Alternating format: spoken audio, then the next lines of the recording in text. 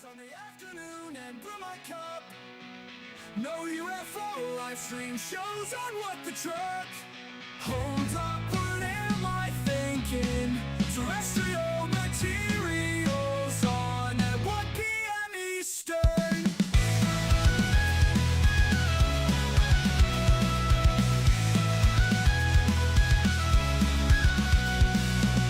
Terrestrial material, give me a recap. Terrestrial material, that's where you'll find me at. Aliens and AI, Matt, he's a hell of a guy. I bet I'll see John Stokes' steps and rotary motion. The cosmic twilight will hang out too. Jeff Garvey and Tim G. Star will sure stop by. Please don't forget to like, share, and subscribe.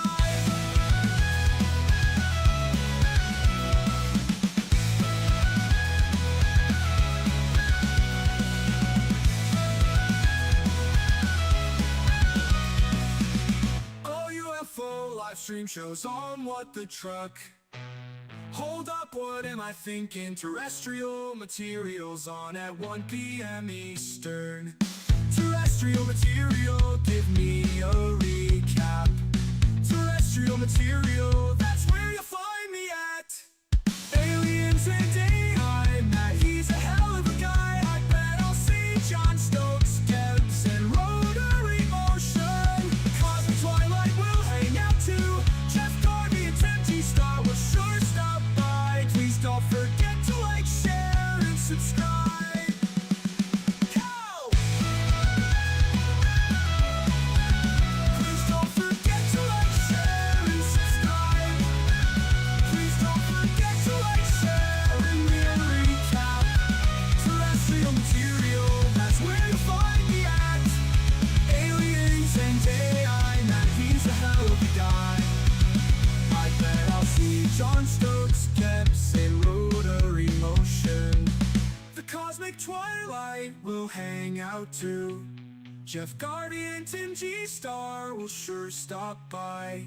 Please don't forget to like, share, and subscribe.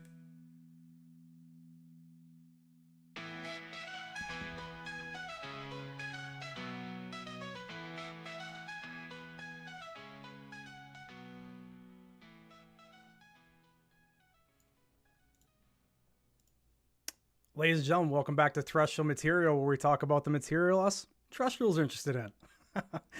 Happy Sunday, everybody. How you guys doing out there? Am I coming in clear? Let me see. Let me check all the gauges here. Okay, the frame rate seems to be all right. Processor seems to be hanging in tight. Looking at a 10K bit rate stream here. Pretty good, pretty good. How's everybody's week? I see we got Rotary Motion as usual. The song member there, John Stokes. Nick, good to see you. Cosmic Twilight, how you guys doing? All right, let me see. Okay, very, very cool. Now, there wasn't like a whole lot of news this week. Again, I feel like this is kind of something I guess we should just get used to right now, at least until more around Like September? I've been thinking about that. I mean, what do we really have coming up? Like, what's coming down the pike besides Lou Elizondo's book until late August? Very weird, right? When's the last time we had a dead spot like this?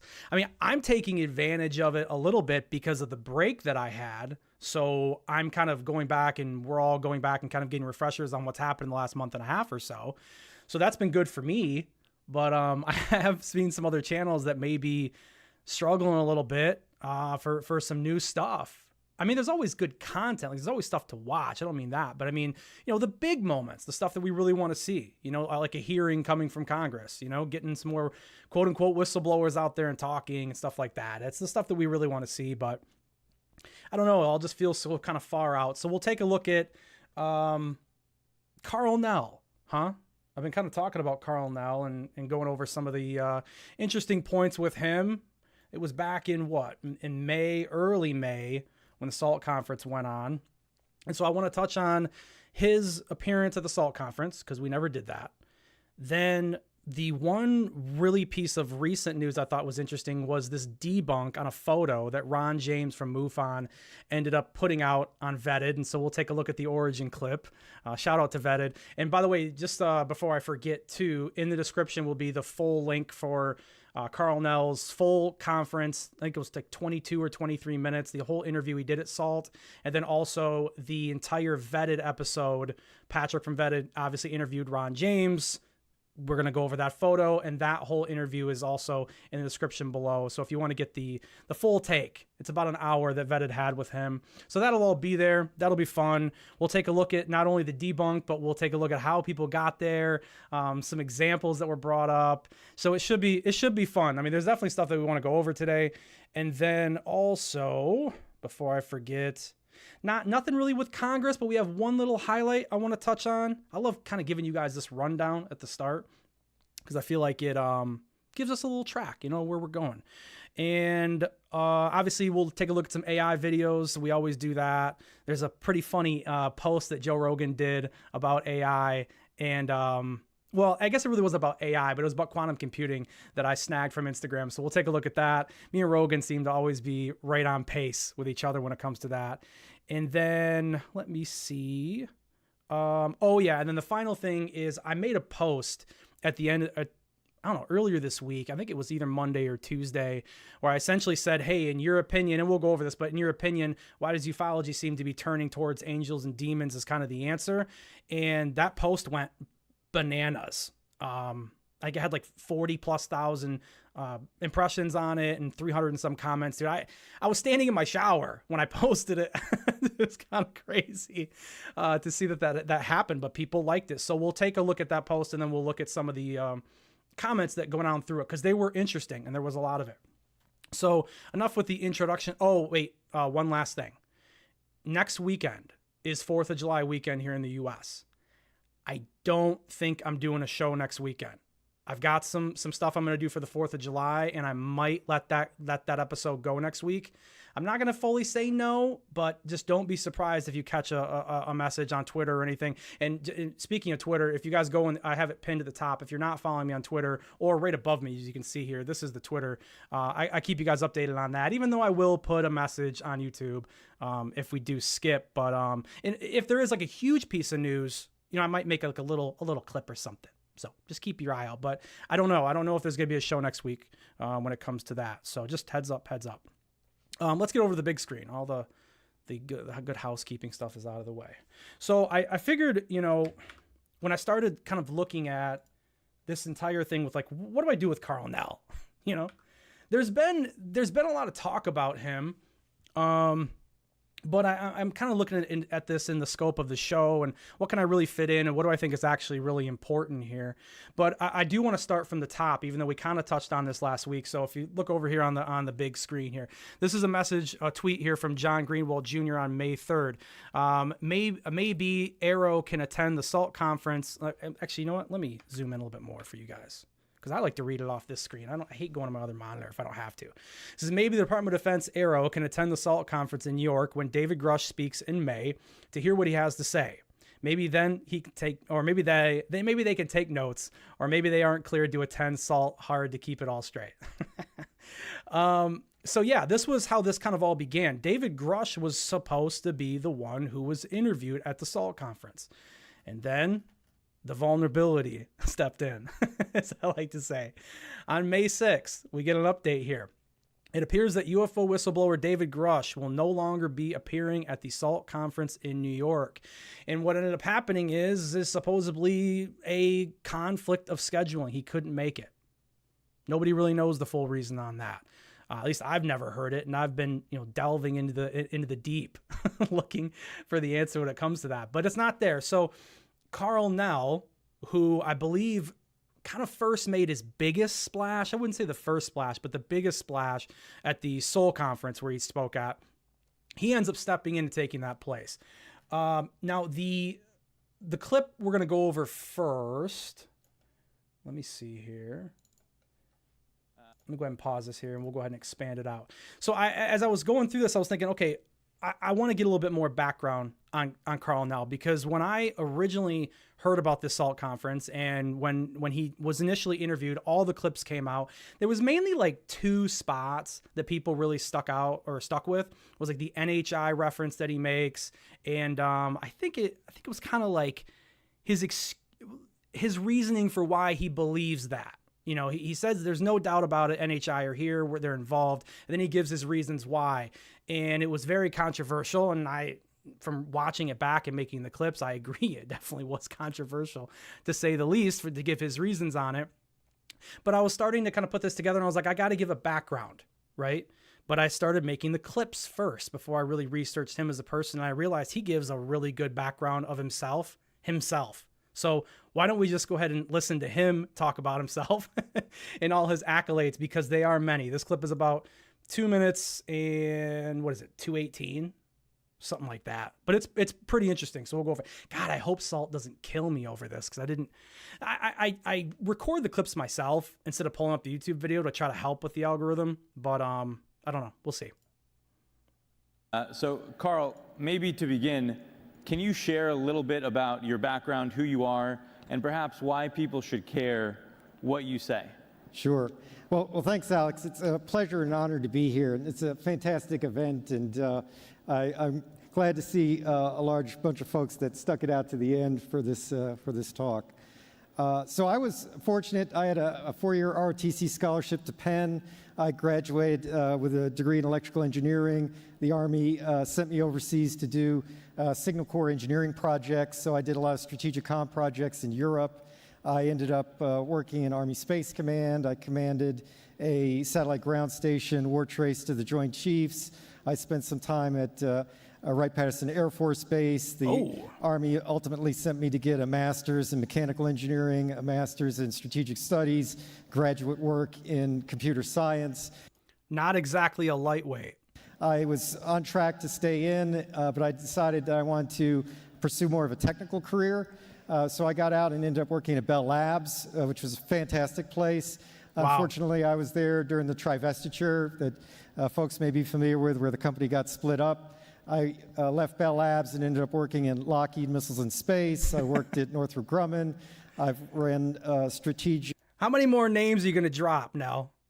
How many more names? Northrop Grumman, Lockheed, Bell Labs, Jesus. Technology programs in the defense industry, worked for a lot of the 3-letter agencies, ultimately was a deputy chief of staff, or deputy CTO for a $2 billion company. I was a vice president general manager of a Northern Virginia-based R&D firm.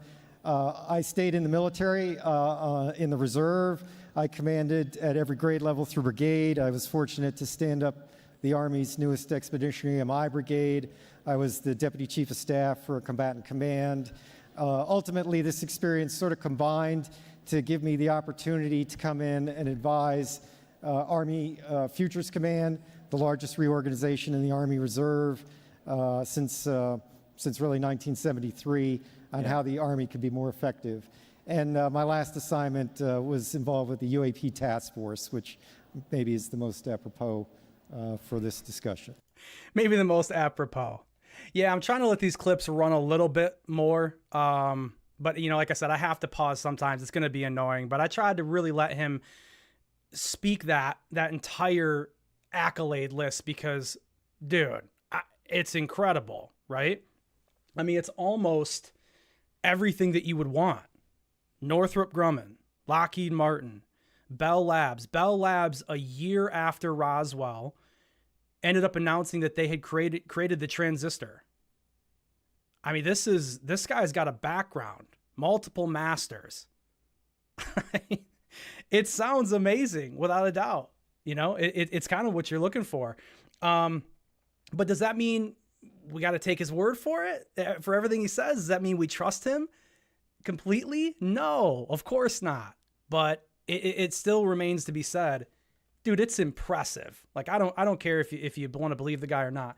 It's impressive. So let's get to the next clip here. And so, Carl, here's this is where he talks about NHI being around here without a doubt. This is a really, really big clip that came in here. I might have to pause this. It's about 30 seconds. We maybe be all right. We'll probably get through it. And so, Carl, here's the $1 million question. Do you believe that a higher form of non-human intelligence has visited this planet? Right. So non-human intelligence exists. Non-human intelligence has been interacting with humanity. This interaction is not new, and it's been ongoing. Okay, so I want to pause it right here. So this is obviously a big moment because the guy says non-human intelligence exists. My kind of view of this, though, is what does that really mean? What is NHI, right?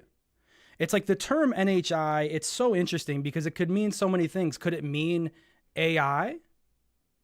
Could it mean that there's some kind of a AGI from the future, whether it came here or whether we created it and it's perpetuated? Does it mean grays? Does it mean reptilians? Does it mean green men from Zeta Reticuli? Does it mean angels and demons? I don't know. The interesting thing about NHI is that it opens the aperture, right? And it really lets a whole lot of light in. It lets a lot of speculation in. But at the same time, it creates even more ambiguity. If that makes sense. You know, it's like this constant study of the topic of ufology in and of itself. It's like the more that we learn about it, the more questions that you have. It seems to get murkier and murkier the more and more you feel like you're starting to kind of make headway and you might be understanding it. So it's not the term. I understand why he's using the term, but I want him to get more specific. I really want more specific than that as we continue on. But nevertheless, we'll continue with the clip.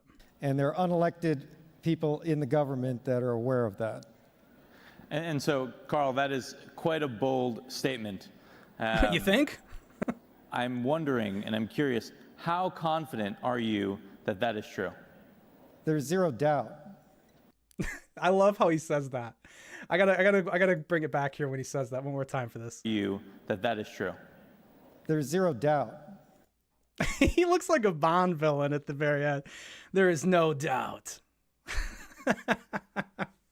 I swear to God, guys, he had to have practiced that line in the mirror. He had to have, right? I will say this too. I got to give him a little bit of crap just for fun. Look at this tie, man. What is up with this tie, brother? I mean, it's not a bad suit. It's not, but like that tie? Oh my God. You gotta come with something a little fancier than that. So, I don't know. I'm not a fashion guy at all. How am I really gonna give him crap about his tie? I got a backwards hat and hoodies and basketball shorts, but I don't know. I see it and I can't get it out of my head. So yeah, there is no doubt. This is what he's saying, which is very interesting. And so you kind of begin to ask yourself, right? Well, how does he have no doubt? You know? And where is he getting this confidence from? Oh God, this guy's head's like right in the way here. Let's move him out of there, huh? And initially, before he even answers the question, you start to kind of wonder yourself, well, how would he know? Well, I mean, he's got a background at Lockheed Martin, background at Northrop, background at Bell Labs. He's got access, right? So you would assume that when this interviewer brings up the very next question and he says, hey, you know, why are you convinced? Where are you getting this from? you would imagine that you would start to get answers that you have never heard before. That's what I expected. And we get some interesting ones. Let's roll the clip. What evidence have you seen? What was the moment where you developed this level of conviction? Because what you're saying is extremely consequential. Before he answers, let's roll this back, because this is 2.5 minutes.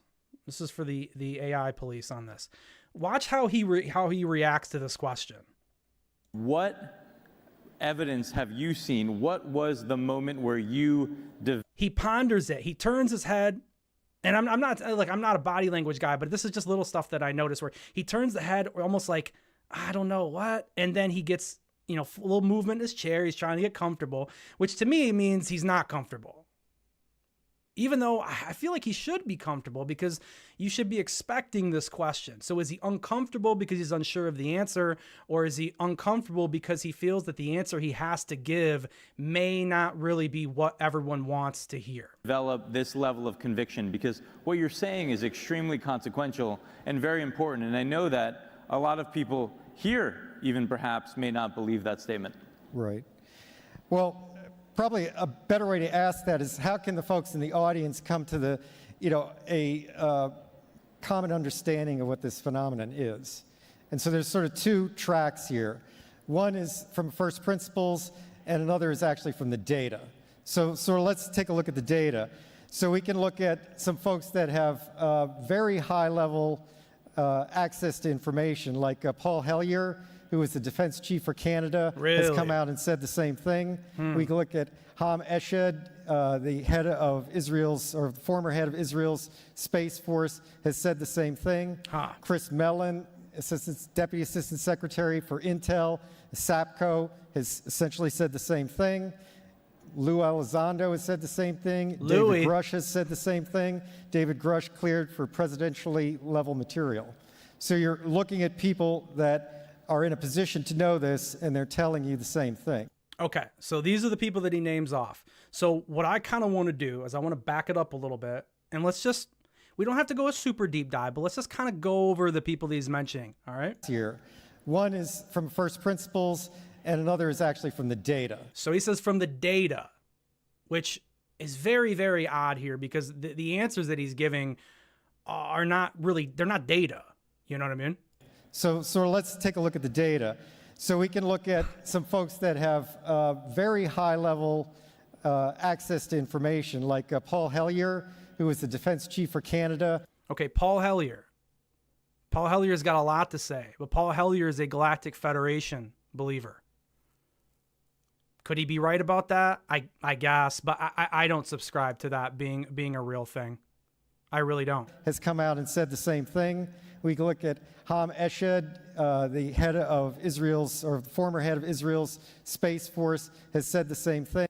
Ham Eshed is the same thing. He's another Galactic Federation guy, probably bigger than Paul Helier. And Ham Eshed believes that we're actually have been rejected. Humanity's been rejected from the Galactic Federation, that we weren't ready. So I mean, if you but my issue is not him speculating on that. It's that these two men have spoke about this, Helier and Eshed. Eshed. They've spoke about this in the sense of almost it's fact. They're not saying, hey, this is speculation, when there's no proof of that, right?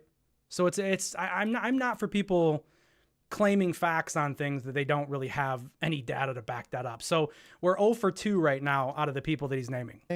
Chris Melon, Deputy Assistant Secretary for Intel. Okay, Chris Melon. All right.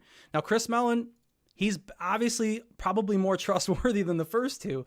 But at the same time, if we're going to go completely off and just believe whatever Chris Melon says, we can't forget at the launch of TTSA, Chris Melon told you that a party balloon, the number one, the silver party balloon, was a UAP. So it's tough. Can't just take Chris Mellon's word for it. He was involved also with TTSA.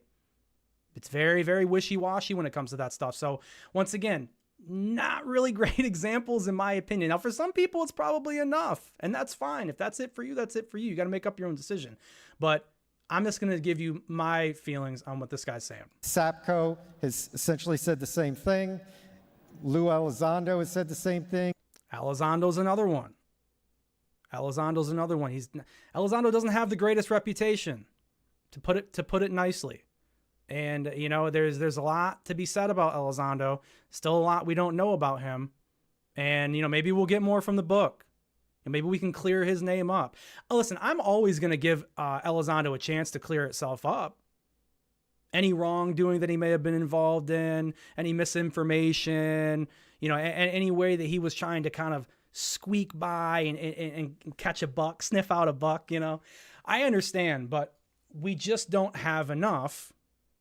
I'm not telling you to hate the guy. I'm just simply saying we don't have enough to go off of that. So, and so when I look at him, well, I'll let him give the rest of his people first, and then I'll give you my final thought on this. David Grush has said the same thing. David Grush cleared for presidentially level material. So you're looking at... So David Grush. So David Grush out of everybody is probably the most reliable. If you were just going to take word for it, that is. Not saying he's infallible, not saying everything he's saying is true. But out of all the people that he listed, Grush, based off his credibility, credentials, which Grush and Nell are very similar. And that's another thing that interests me. You can definitely tell that they work together in the UAP task force because the way that they talk is very similar. I don't know. They're very matter of fact. Is that the right way to put it? How I feel? I don't know. There's not a whole lot of nonsense that's involved with it. It's pretty straightforward for the most part. Even though, you know, the facts are a little weird. It's pretty straightforward.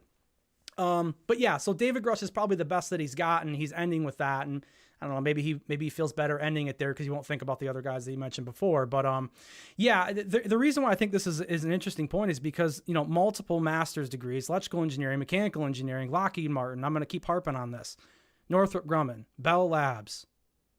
This should not be the data that he's coming forth with. This should not be what he believes is the reason of why he feels that NHI has been in contact with us. It should be way better than this. How is the Galactic Federation the best you got? You were at Lockheed. Come on. So I don't know. I'm disappointed when it comes to this. Does it mean he's a horrible guy? No, but I'm disappointed. At people that are in a position to know this and they're telling you the same thing. You could take a look at the Gang of Eight in the Senate and in Congress. So there's two members of the Gang of Eight, Marco Rubio and Senator Chuck Schumer, that signed up to the UAP disclosure amendment last year that basically said they're not being told the truth and we need to push forward on it. Okay, so let's look at that. Marco Rubio. Where is Marco Rubio? Where's he been? Made a pretty big statement last year. He said that either there's truth to what these whistleblowers are coming out and talking about, and I'm paraphrasing it, of course, or we have people with high clearances in the government that are crazy. Interesting. I haven't heard much else from Marco Rubio at all. He's been gone. Why is that? Does Rubio not believe anymore? Gang of Eight member, he's got some access. What's he been told? I want to hear from Rubio, man. I really, really do. If I could hear from anyone out of the Gang of Eight opening up right now, it's got to be him. Now, Schumer is another good point that he brings up, but Schumer's moving the bill. The UAPDA 2.0 is in motion. So we know where he stands.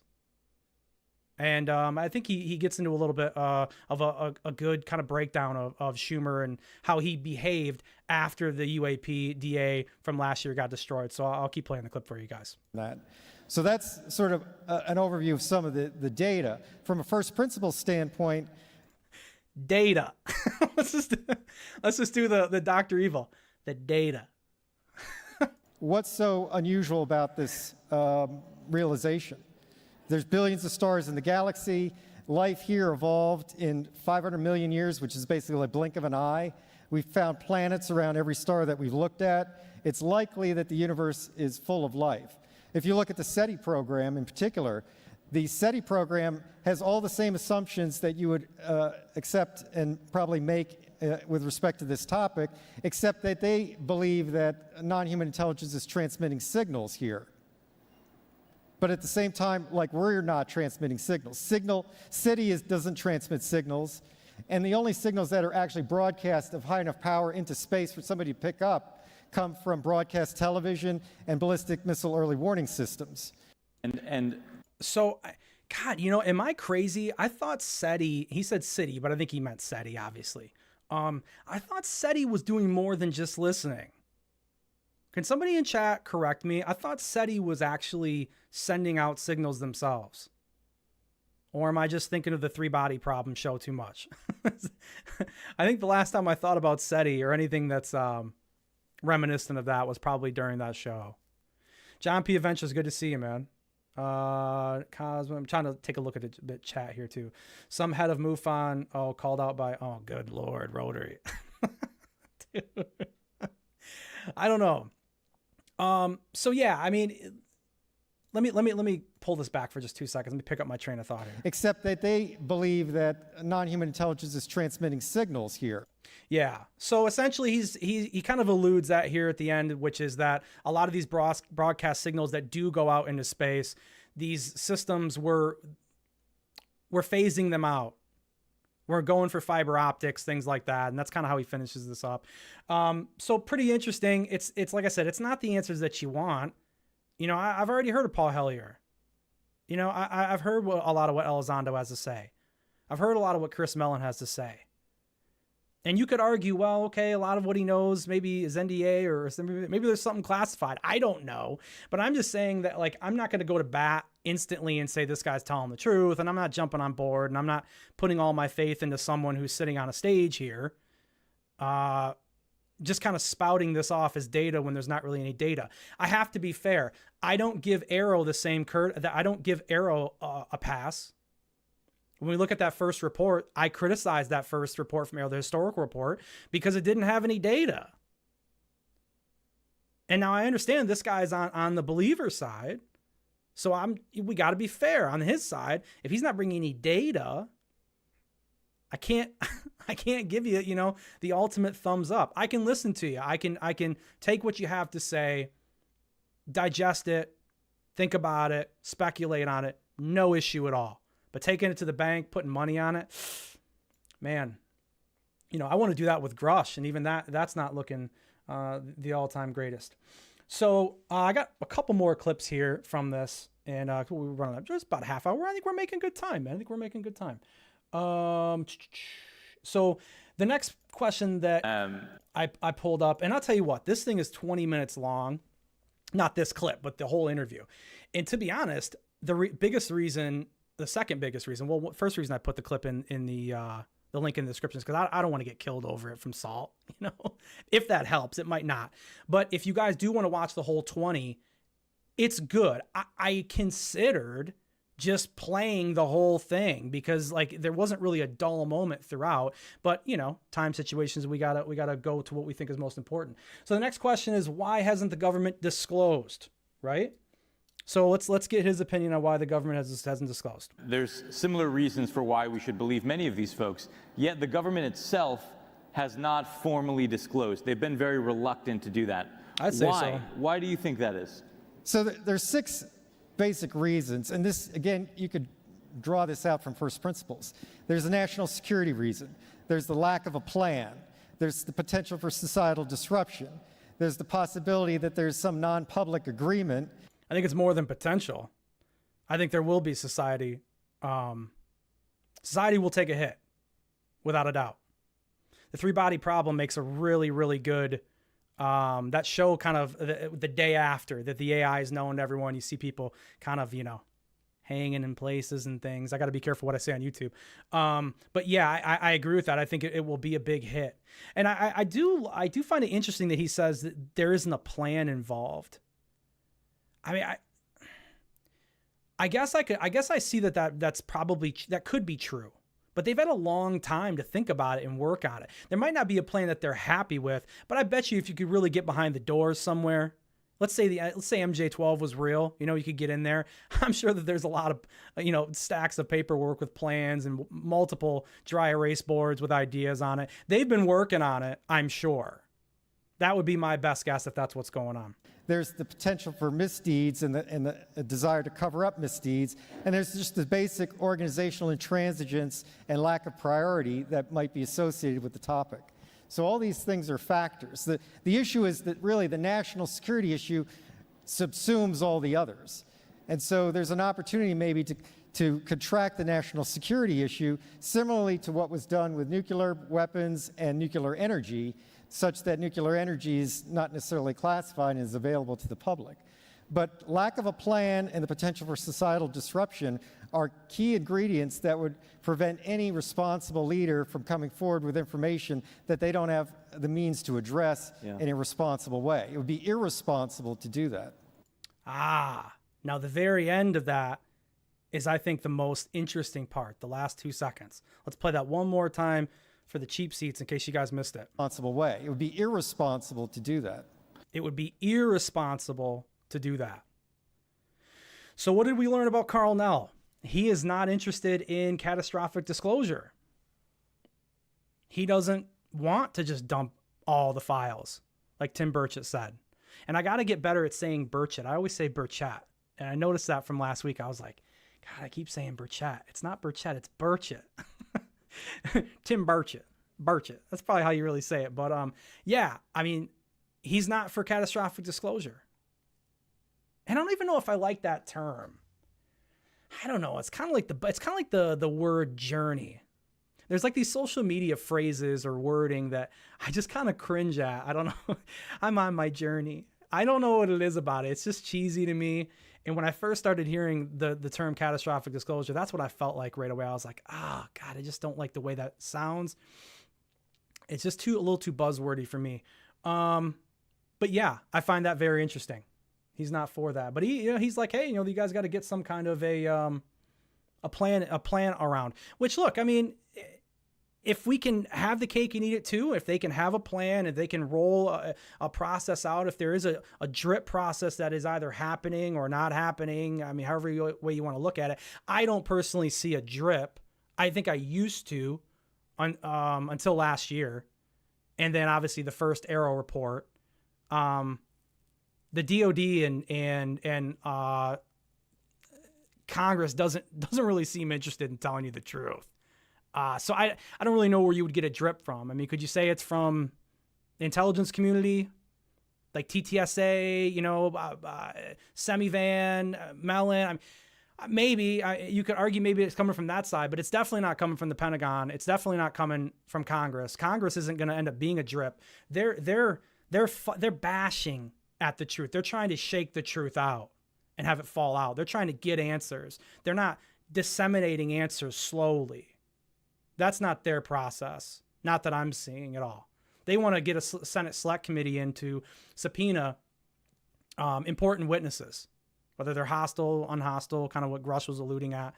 And that's kind of the difference there. So it's pretty interesting what he's saying here, without a doubt. I tell you, when I watched this all the way through, because like I said before, I caught clips, but I really watched it the other night when I started making these clips, and it's really, really interesting stuff, no matter whether you believe them or not. There's two more clips. There's this clip and then one more. Okay, we might go a little over time today, guys. We might have to. I really wanted to give you guys the best that I could on this information with Carl Nell. I didn't want you to feel cheated. We want to stay strong to the thumbnail, strong to the title, no clickbait over here on Terrestrial Material, all right? You guys, we're trying to give it all filler, or all killer. God, all killer, no filler. Shut up and roll the clip. Are you implying that perhaps we as a society may not be ready for disclosure? Or are you saying that we may not be able to defend ourselves against this other force? Interesting. So there's sort of different viewpoints on, whether people are ready to, deal with this phenomenon.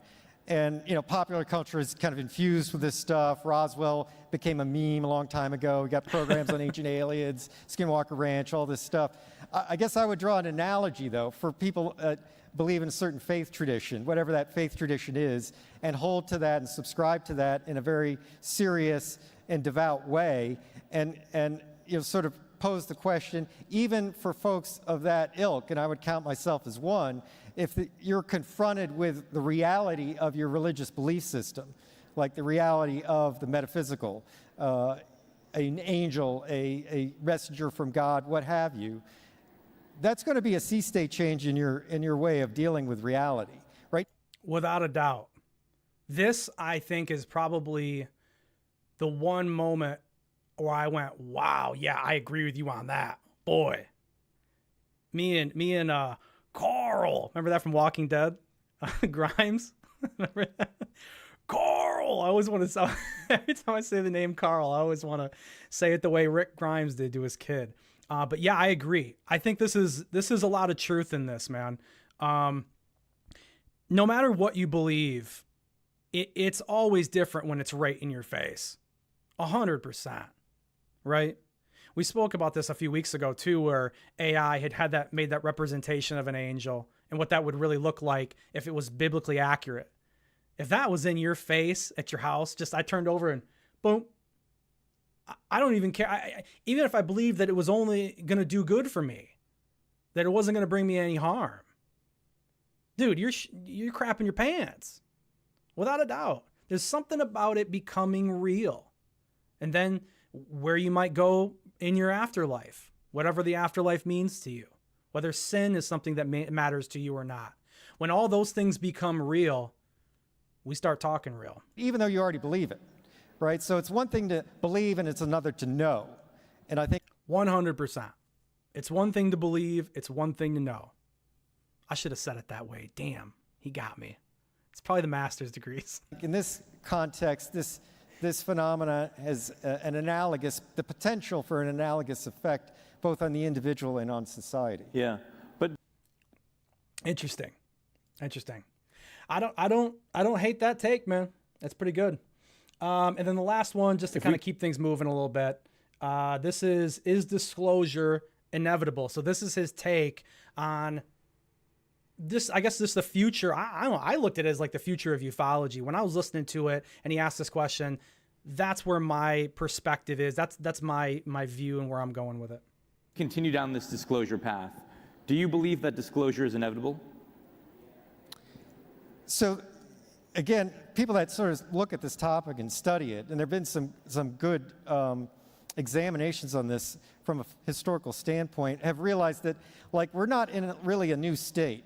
Like this sort of disclosure emphasis has come and gone over time. I agree with him that it's come and gone over time, like the talks, the disclosure. I don't agree with him that it's been in this state before, in the sense of, I agree that the level of actual hard proof and evidence every cycle stays the same. We really don't get that picture, or we don't get the body, we don't get the pieces of the craft that are just like you could roll out, disclosure, here it is, this is what's going on. However, I think that the level of seriousness in ufology has never been taken to this level like it has in the last 7 years. The congressional attention, and I harp on it because I don't know, it's where I like to go to it, because I feel like if we're going to get down to some facts, potentially, that's where it's a place that we can go. We've never had that. We've never had Grush. We've had military people in the back, or in the past come around. Philip Corso, we've had that. High-ranking military people. We haven't had anyone like Grush. So I'm on board with him, but I think it's just the way that it depends on your perspective of the topic of how you're going to take that statement from him. And so this is not the first time we've arrived at this stage. I would suggest that maybe the peak of this current cycle happened last December with the Schumer Amendment, and then it got rolled back, it was defeated in the House. And so it remains to be seen, if the process is going to continue. One hopes and can maybe draw a little bit of confidence that maybe this will come around is the colloquy that Senator Schumer and Senator Rounds had back in December. After their amendment got killed, they basically went on the Senate floor and articulated their rationale for the legislation. And I think Senator Schumer, to quote him, almost said it was a travesty that this did not pass.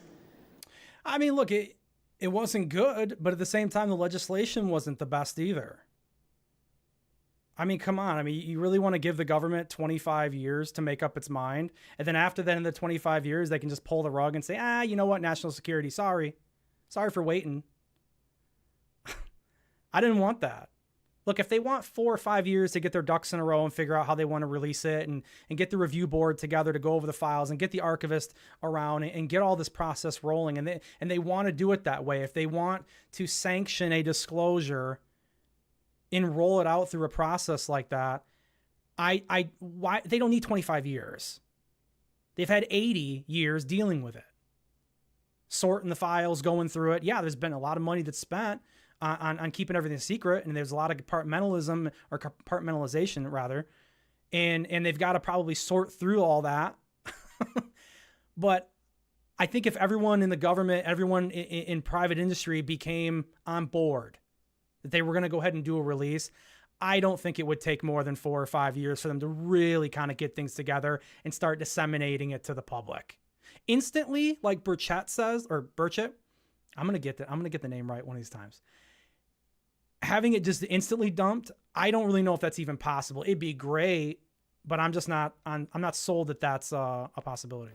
So this is, a bipartisan colloquy on a topic that I guess most people would probably consider fringe, and yet these two senators felt the need to do that and to double down on their desire to see this through. Yeah. So hopefully we'll see maybe a reintroduction of some version of that this summer, with the goal of maybe putting it into the NDAA by the end of the year.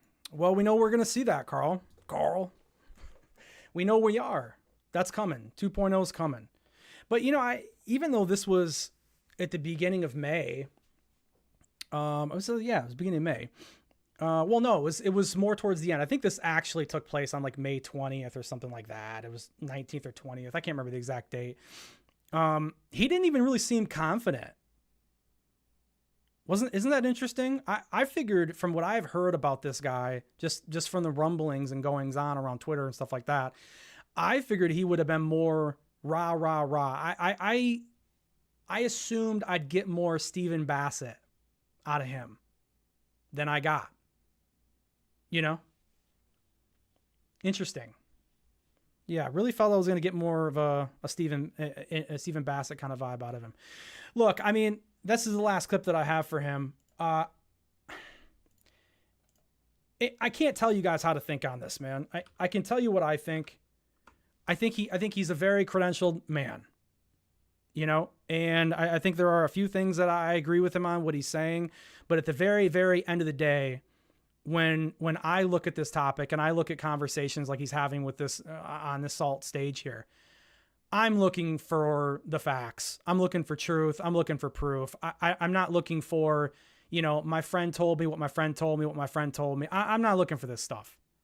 So it's cool. It's interesting. It drives a lot of speculation, but it's mostly lip service. Does that make him a terrible guy? Does that make him a villain? Does it make him a Bond villain? The tie might make him bad. I don't know. I feel like, just for myself, maybe last year when I first started the channel, I was a bit more aggressive about, if I felt someone was kind of just dragging us along or lying or any of those things. It's not that I don't care any as much as I did. It's just that I don't know if it really helps for me to be angry about it. I don't know if it helps for me to get aggressive about it and just in the way that I portray my thoughts to you about these people. That people being like any hero disclosure, anything like that. I don't know. I'm just kind of watching and really wondering where everything's going to end up at the end of the year. And yeah, I don't know. I mean, maybe I'm not as aggressive. I don't think I'm as aggressive about it as I used to be, which I think might be good, man. I think that might be a good thing. So moving on. Okay. That's enough of Carl Nell today. Like I said, if you want, just a reminder again, if you want, link in the description below the entire interview, and you can kind of take it where you want when it comes to that. So the big moment from the week. God, where do we start with this, guys? Where do we start with this gaffe here? I guess we could just start with the origin clip, right? Okay. He said he was Okay, so who is this guy? flying over. Who is this guy? All right. This is, and I wrote this, I put this in my notes because I didn't want to say the wrong thing. So Ron James, he's the CEO. He's a CEO. Ron James, he's the CEO of Ron James Television Media and MUFON Television, MUFON Media Relations Director. All right. So quite the MUFON representative. You know what I'm saying? So there becomes this rumbling. And this clip is actually from, I mentioned earlier, Patrick's show, Vetted. Patrick's really nice guy, man. I like his show. Haven't had a chance to speak to him. I was close to once. He was supposed to come on an episode of Alien Addict that I was on, and it was really close, but I'd like to talk to him, man. He seems like a pretty cool guy. Anyway, this clip comes from there, and Ron kind of starts talking about how a man comes up to him at from what I could take from it, was a conference that Ron was at. And he just simply says, hey, my dad flew for this secret squadron for pilots. And what they would do is they were tasked to actually guide UAPs, UFOs, whatever you want to give it, out of heavily populated areas like cities, that guide them out. Okay. And during one of these missions, if you want to, I mean, number one, a guy coming up to you at a UFO conference of some kind and saying, hey, my dad used to fly for the secret squadron. That's always the best way you can get the right evidence, right? It's always the most trustworthy stories that you can kind of come in contact with. But while they were in the process of putting one out, I guess supposedly the UFO was not happy with it, shot down one of the aircraft in the squadron, and then the rest of the squadron had to shoot down that UFO. And so we run into this crash UFO situation. If I am correct, and we'll go through a couple of these Twitter links that are here, I think this event happened in 1955 in Oregon.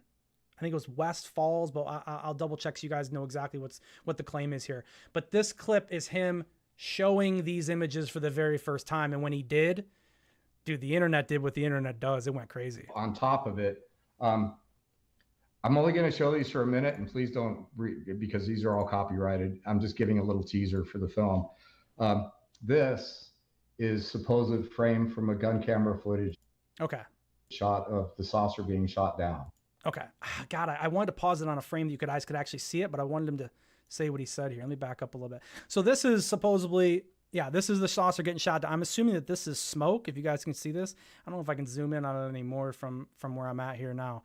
But that is smoke, and I'm assuming this is the saucer. So I guess when you shoot saucers, they smoke.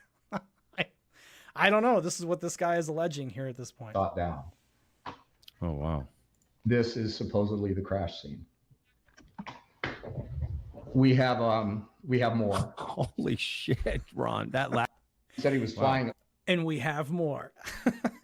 So the whole deal with this that I was able to work out is that he has multiple cases, but then there's multiples on, and you know what? We'll just jump on over to the photo while I'm talking. Let's give you guys the photo. So I grabbed a still of this so we could actually zoom in. His face, he's just kind of looking, the way his face is right there is just too funny. I gotta move it over, else I'm gonna laugh, man.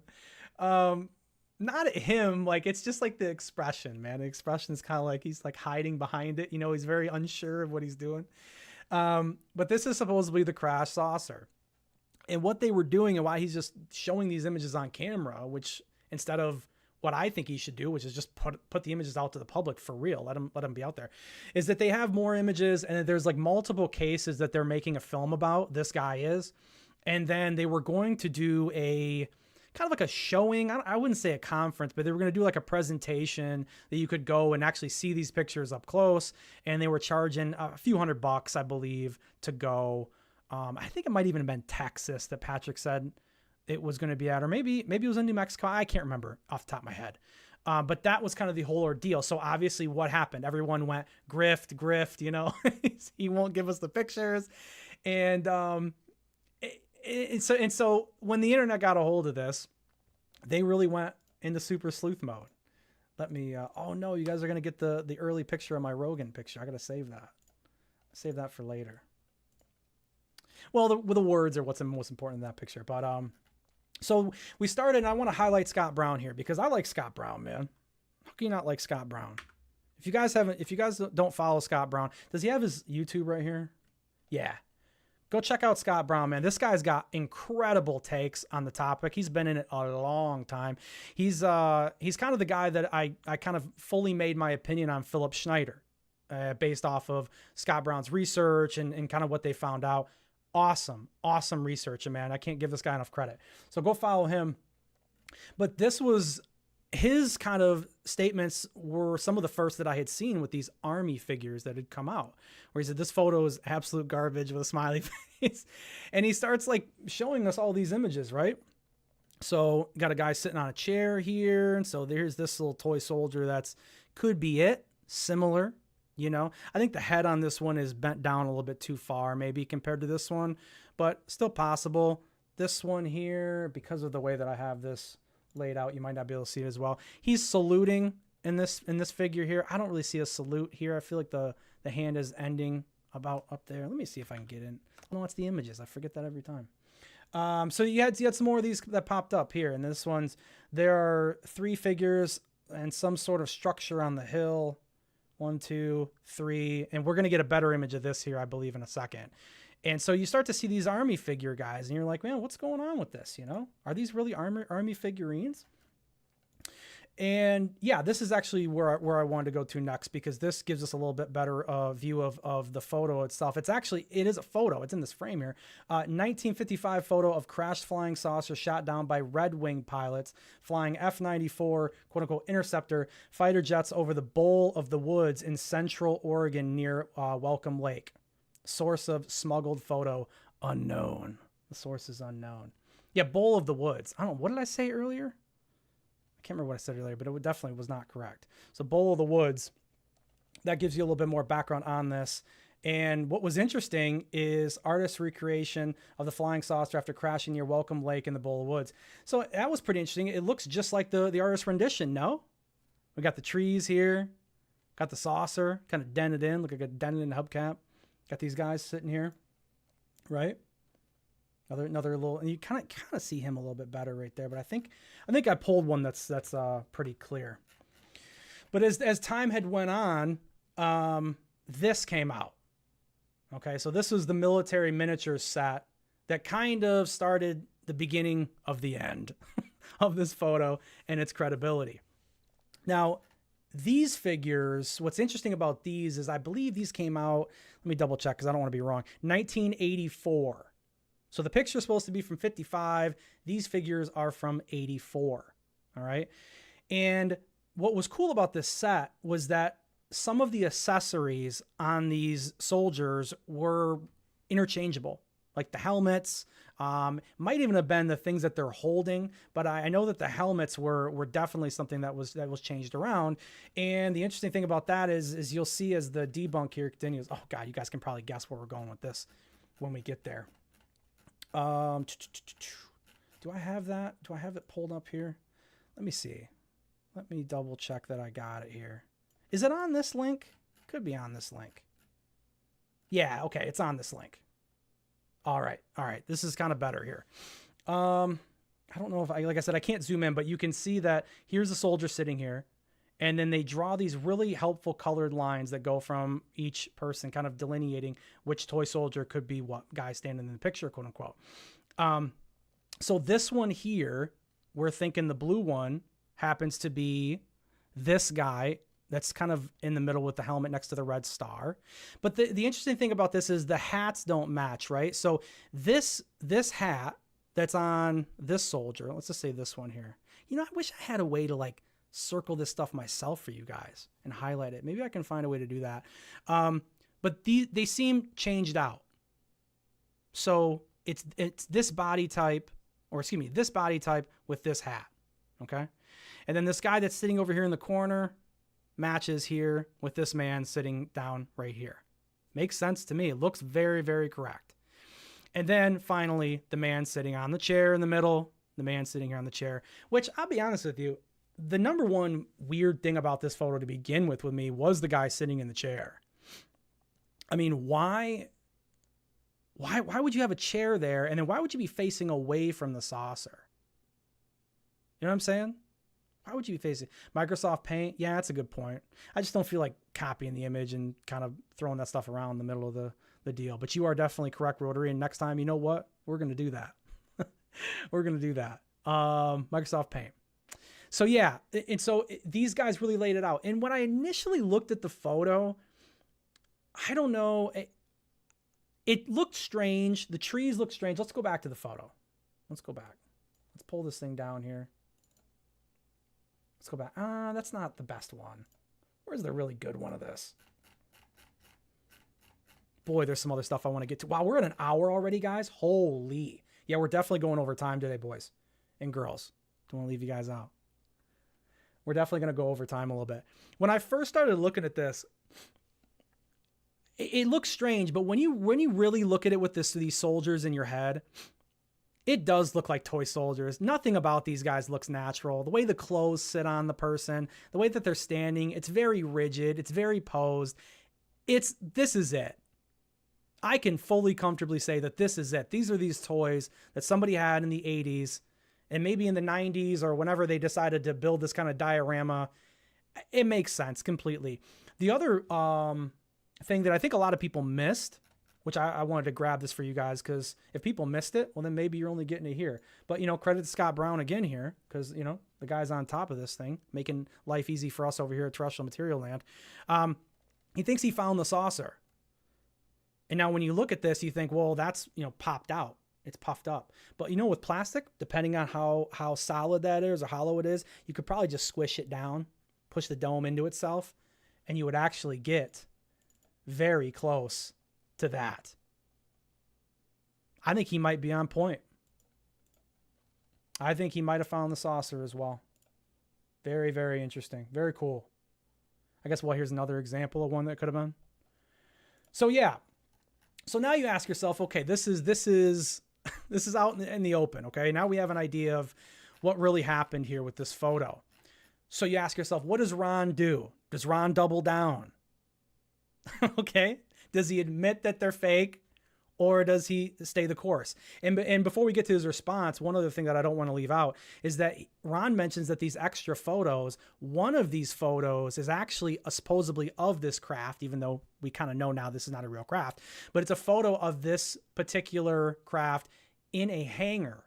And Michael Schratt is actually going over that image. And Schratt is saying that the hoist and everything, all of the kind of accoutrement, if you will, that's holding the saucer up in that hangar seems to match the period, which is interesting. But unfortunately, I feel like Michael Schratt's been had a little bit on this, and sucks to hear. Schratt's a knowledgeable guy. He's a great guy. I don't want to hear the wolves getting pulled over Schratt's eyes. Okay. Leave him alone. Okay. Leave him alone.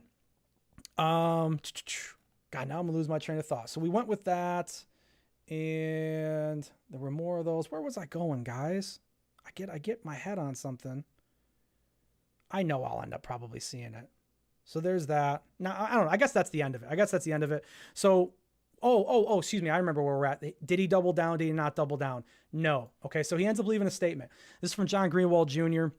Below is a statement sent to me last night from Ron James, the filmmaker who released the attached photo. I want to disseminate it in full. Okay. And also Patrick from Vetted verified that this was also the message that he got from Ron. And of course, Patrick has went in and updated the situation with the story. So, hey man, kudos to him, dude. Kudos to him for that. You can't be upset when people get stuff wrong, and they try to, they try to make it right. I'm not talking about Ron as much as I am, Vetted and the reporting and stuff like that. When they try to fix it, it's very good. Okay. So this is what Ron James says. Not Ron Jeremy. Ron James. I had to work on that one. I almost said Ron Jeremy a bunch when I started getting this thing going. It says, when I chose to show these images from an ongoing investigation to various audiences, this was in a message form, I was inviting the community to help us get to the bottom of their authenticity. Now, do we believe that? Could it be true? Sure. However, I feel that if you really want, Ron, the community's involvement, you don't just do a quick shot of the photo. Release the photo on Twitter and just go, hey man, here's the best upload of the photo I can give you. Take a look, see what you want. I didn't see that as the case. If he did that and I'm missing it, I take it all back. But from what I could find, the original issuing of the image was on that vetted show, and it was a quick little flash, and it was a lot of copyright talk, and I don't know. That's not the way I would do it if I wanted to involve the community. The presence of a third matching individual in another version of this shot concurs, in my opinion, that this is indeed a diorama constructed using the kit, which we found out is German Soldiers at Rest from 1984. So there you go, 1984. Neither myself nor MUFON tried to sell the veracity of these images. Now, listen, it could definitely be implied that you were. I understand why he's got to say this. I think that there was a little funny business going on, to say the least. He's a TV guy. He's a TV producer. The guy knows the story. He knows that if he markets it a certain way, if he brings it out a certain way and says, and we have more. Mm-hmm. Okay. Let's keep it real. Pack the steel here, Ron. Come on. We shared the story we were told in the current state of our investigation. We are very proud of members of the UFO community for helping to solve the mystery of this photo. We are also embarrassed and ashamed at the sheer nastiness of some people who clearly have no problem spewing venom. I like to say that line too, spewing venom. It's a good one. From the safety of their keyboards. I don't think I'm spewing venom. I am by the keyboard though, Ron. I don't think I was venomous. I don't think he's talking to me. I'll let it go. All the negative comments about charging $100 for the live stream of our symposium are not justified. Hey, listen, Ron, you probably should have learned what happened with Richard Dolan. You guys remember the Roswell slides? Remember that? Remember that debacle? Okay. Sometimes you gotta look back at history, man. It's bound to repeat itself. Dolan took a lot of heat. Dolan took a lot of heat from me too about that. They charged money for that Roswell slides PP view there. So I don't know. We've seen it before. That price includes a year of MUFON TV and access to the entire symposium live or later. He's in defense mode here big time, isn't he? It is the least expensive live stream of a symposium at this level anywhere. It costs a lot of money to put on an event. I almost had a Biden moment there. Almost like went blank for a moment. Not getting political. I'm just simply saying, Biden had a hard time the other night. It costs a lot of money to put on an event like this. It's a lot of hard work and a lot of people working practically for free. Yeah, I get it. But are you putting on the symposium because you're looking for more research on whether or not the photo is legit? Don't spend money putting on the symposium until you release the photo. If you want to release the photo first, Ron, and you want to go ahead and get the answer on it, then you want to say, hey, if you guys want to come see this in person, historic photo. People go look at documents all the time. You pay to see stuff like that. You pay to see research. You go to museums, you see history, right? Pay a fee to get in on a lot of that stuff. So I don't have any issue with them charging and doing that if we can find that it's something that's actually legitimate. Sure. $100, whatever. Cover your costs for putting it on, putting the show on. Sure. But until you have the reason, or until you have the proof of what's going on with it, I'd probably stay away from that. As for trying to make money off of film, most of your favorite UFO filmmakers, including myself, he's gonna pull in Greer, James Fox, Darcy Weir, Carolyn Corey, and more were all deprived of our royalties last year by people we trusted. All right, he's calling in the troops, huh? My film Accidental Truth won 28 awards and grossed over $1 million worldwide. I spent a lot of my life savings to make it.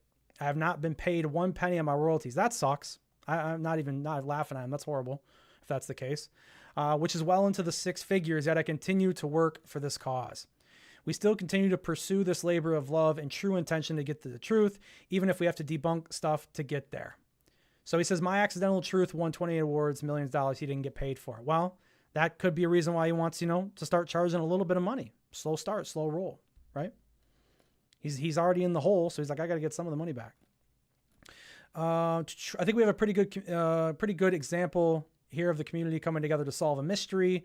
Unfortunately, in the sheer nastiness of some individuals, we also have a pretty good example of why the aliens are not talking to us. Listen, I don't mind the subtle shot there at the end. I don't mind it. Well, what are you guys saying in chat? That's true. They got shafted big time. Yeah, I mean, I'm not saying they didn't, That's what I heard. I heard Greer and Fox, especially James Fox, got screwed out of a lot of money. What was it? Their production company, or not the production? It might have been the production. What they pulled the funding, or they went under, they went bankrupt or something. They didn't pay them. I can't remember the exact story of what went on with that, but yeah, we're definitely going over time today, guys. All right, well, that kind of wraps that up, right? So he ends up apologizing, says all that. I mean, whether or not you want to take the apology, up to you. In the back of my mind, I know that there may have been a little funny business. So, you know, he kind of went for the ask for forgiveness, not permission route. And sometimes, you know, you get burned doing that. Okay, so Congress, like I said, was pretty flat. Burchett went on a little bit of a conversation here, and this is, I think, from Project Unity. We've heard some of this before, but we'll run a little bit of this clip here. This is recent Burchett. I don't know. I'm gonna play the clip and shut up. Plan in Washington D.C. Chuck Schumer. He gets $150 billion for Ukraine. He stops the wall being built in between us and Mexico, and he can't pass an amendment on UFOs. I'm calling BS on that. That was some inside the park stuff, and I'm afraid the UFO community doesn't realize that, and that's why I put a very simple bill out there. Just, if it's about UFOs, UAPs, they have to disclose. That's the bottom line, and that's all we need. Total disclosure. I'm with him on that. I'd love to have them just be able to dump the files. Like I said earlier, I think it's going to take some time though. But I definitely agree, man. Just release the stuff the best way that you can, the fastest that you can, whatever that ends up meaning. And then, God, I didn't realize how many times I pulled stuff from Scott. Dude, Scott Brown was active on Twitter this week, huh? He was active. So this image came out with Burchett here. Great meeting. And this is on the far right, guys. If you were looking, I can't make it full screen because, you know, hashtag Twitter. Great meeting with my friend, award-winning Linda Moulton Howe. What are they talking about? I guess I can kind of make it full screen here. I just don't think I can get to Scott's comment, which is really the funny comment. Here they are. Huh? What do you guys think about Linda Moulton Howe? I think she's a little shifty. And then this is the zinger here from Scott Brown. Is she still promoting her authentic alien image, in quotes, behind a paywall that turned out to be a video game box? This was a huge ordeal, man. Oh, man. This isn't the exact image, obviously, but they took the image off of this cover, and the rest is kind of history. She put it behind a paywall and said this was a real gray alien. And this is actually the photo that was referenced in the Kurt Jaimungal interview where Linda Moulton Howe just blew up, upset when Kurt goes, hey, you know, what about this image that you paid everybody for? So interesting enough. So that was kind of the big stuff that was from Congress. Let's take a look at a couple of the things from AI. We're trying to wrap up here, guys. We're over at 1 hour and 12, and I really like to keep it right in an hour. This was a really cool AI video here, huh? So, guys, I think I'm onto something with this new AI DMT replication technique. So this is AI replicating a DMT experience. I would go full screen, but I'm going to get dinged for it. That is super complex. Wow. Okay, I'll go full screen for a second. It's way too cool to not. Look at that.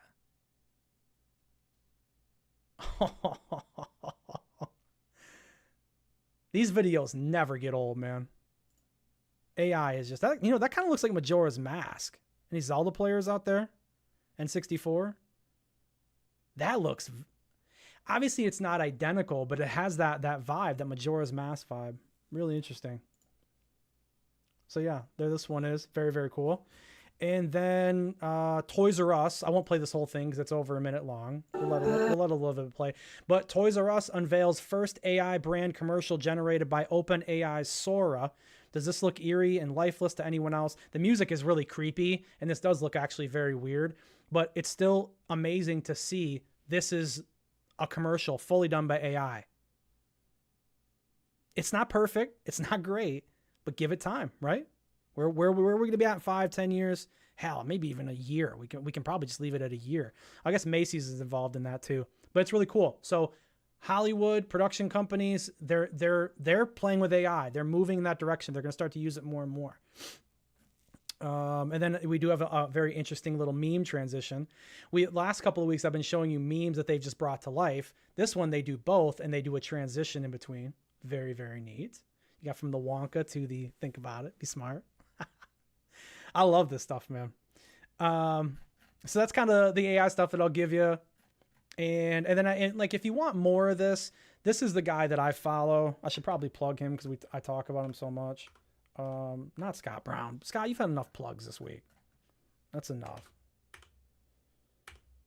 God, where is this? I just lost it now. Damn it. Let me see. Min Cho. MINCHO. On Twitter. Him right here.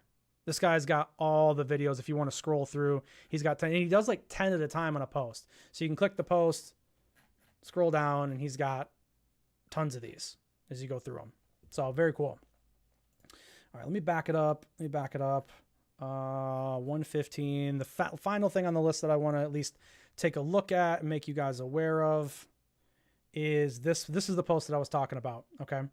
So this post, I put this out on the 25th.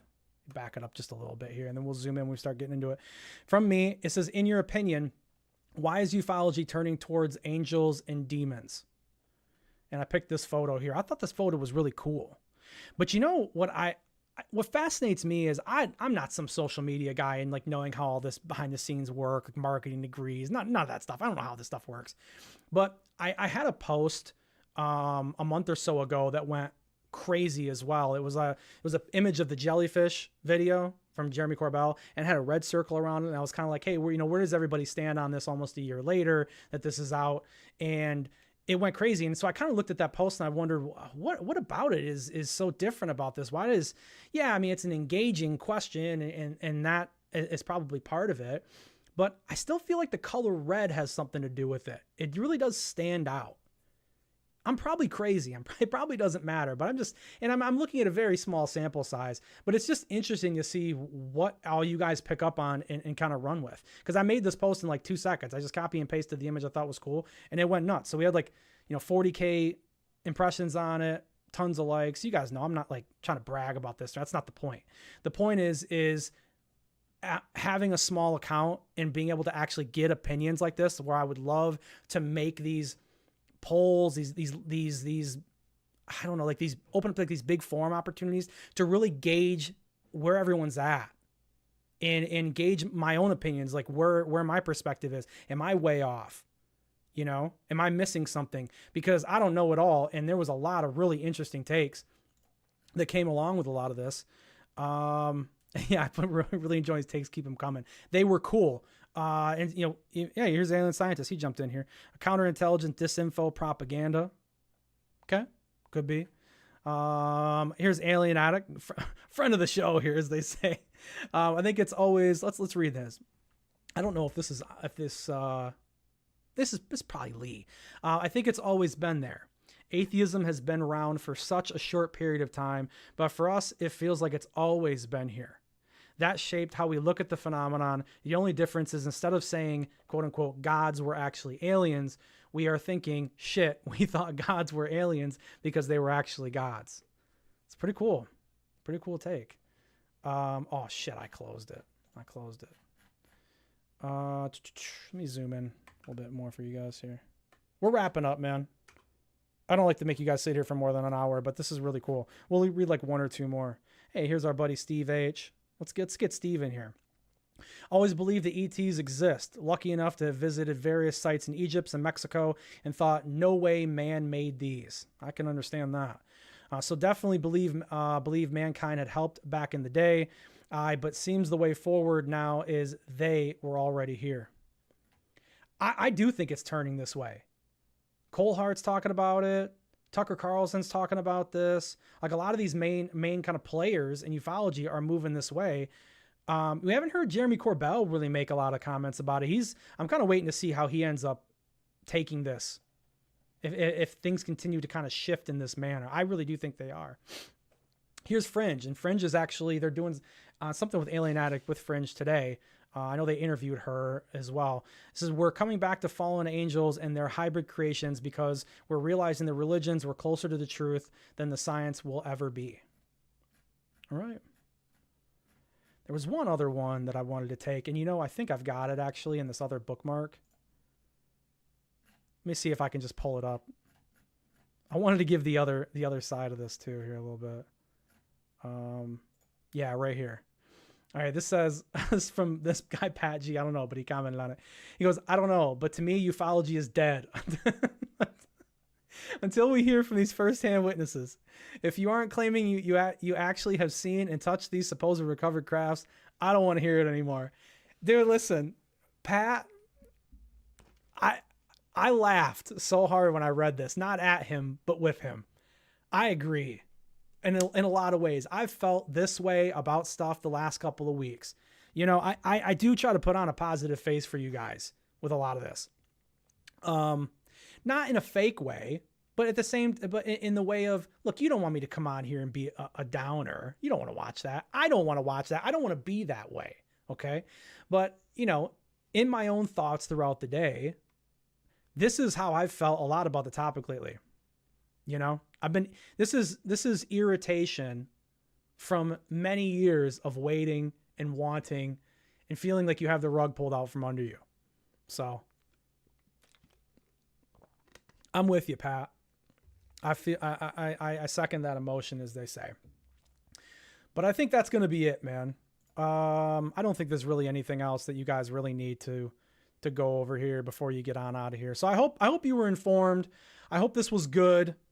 I didn't want to go too crazy with a lot of it because, some of the nuance is interesting, but most people are kind of here for the cliff notes and to kind of get a good idea of to where at least they can feel comfortable talking about this. Hopefully when you hear my presentation that I'm giving on this stuff and you were to go into a Twitter space and someone was to ask you about your feelings on Carl Nell, that you could watch this and form your own opinion and then feel comfortable that you have enough information to either back your opinion on that topic or, just be able to, speak about it at all.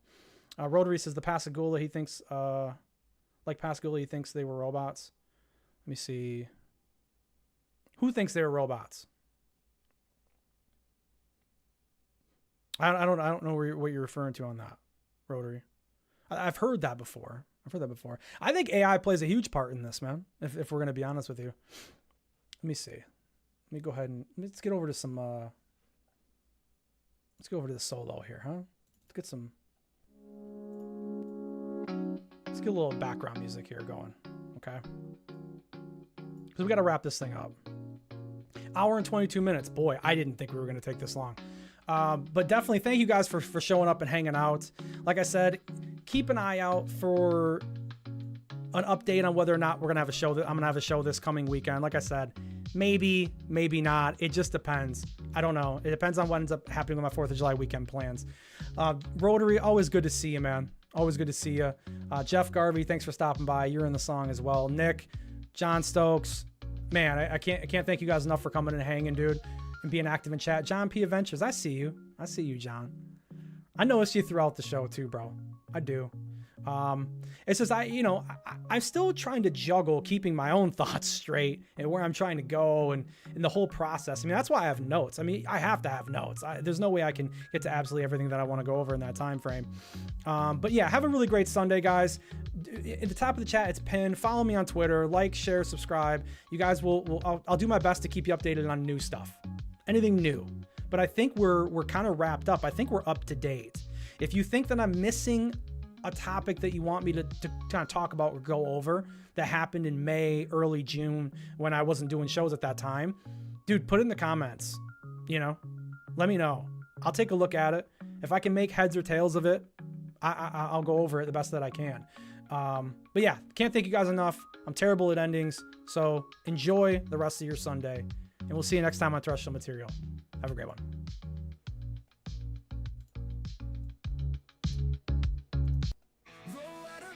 On the afternoon and brew my cup. No UFO live stream shows on What the Truck. Hold up, what am I thinking? Terrestrial materials on at 1 p.m. Eastern.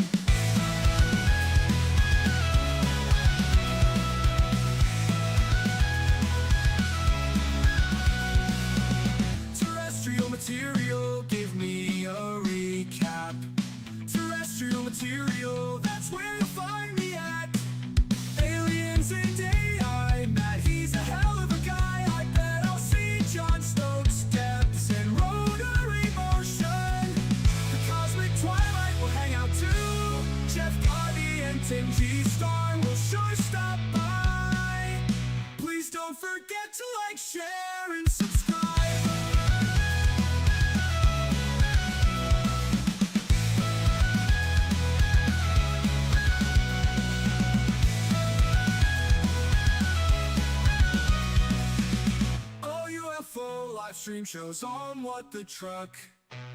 Hold up, what am I thinking? Terrestrial materials on at 1 p.m. Eastern. Terrestrial material, give me a recap. Terrestrial material, that's where you'll find me at. Aliens and AI, Matt, he's a hell of a guy. I bet I'll see John Stokes, Debs, and rotary motion. Cosmic Twilight will hang out too. Jeff Garvey and Tim G. Star will sure stop by. Please don't forget to like, share, and subscribe. Go! Please don't forget to like, share, and subscribe. Please don't forget to like, share, and recap. Terrestrial material, that's where you'll find me at. Aliens and AI, Matt, he's a hell of a guy.